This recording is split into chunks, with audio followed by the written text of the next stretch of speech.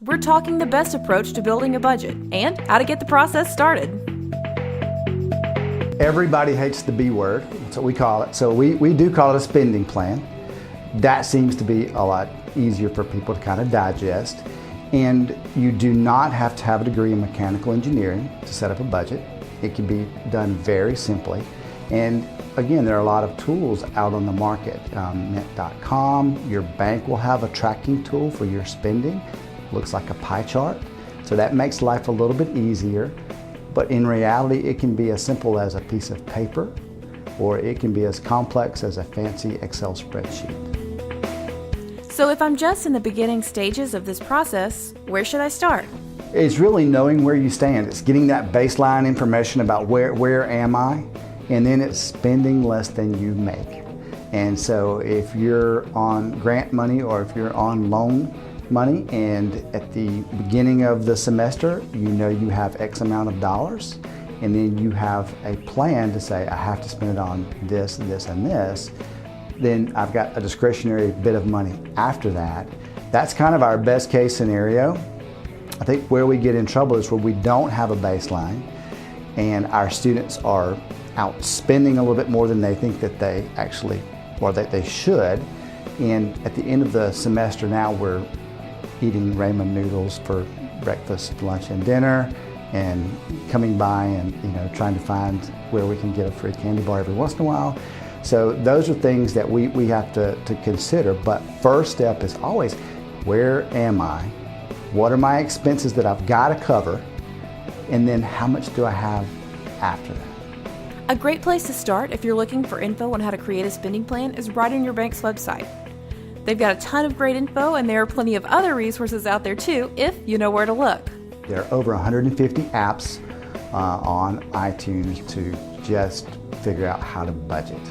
The other resource that you have as a college student are twofold. Number one, hopefully an older adult parent, sibling, somebody that has kind of made the mistakes that everybody makes as a college student and new graduate, but also at your local bank.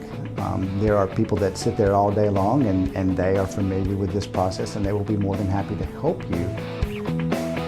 One of the things that we're doing at Regions is we're really trying to make an effort to reach out on campus, because we know it can be intimidating when you walk into a building that is a bank that is kind of quiet, nobody's really talking a lot, and it's kind of like the library, and then you go and you meet with someone and they're wearing a suit, and it's like, this is a little bit much. So we want to make sure that we're out in the community with the understanding that we're just normal people and you can ask us questions, and we want to be there with you and have a relationship with you before you have a need, so that we can advise that whatever your need may be. If it's your first home, if it's paying off debt, we want to be that trusted resource. At the end of the day, our job is simple. We're to give the best advice, guidance, and education that we possibly can. It can be a bit intimidating, but after the first time, you'll know who to talk to, and you'll have an idea that they can help me as a resource. So they do say in some cases it's not about what you know, but who you know. And I found that to be very true when it comes to banking relationships, is that you always want a relationship with a banker so that if you have a question, they can help you. Now, this is really just scratching the surface of understanding the basics of developing a spending plan.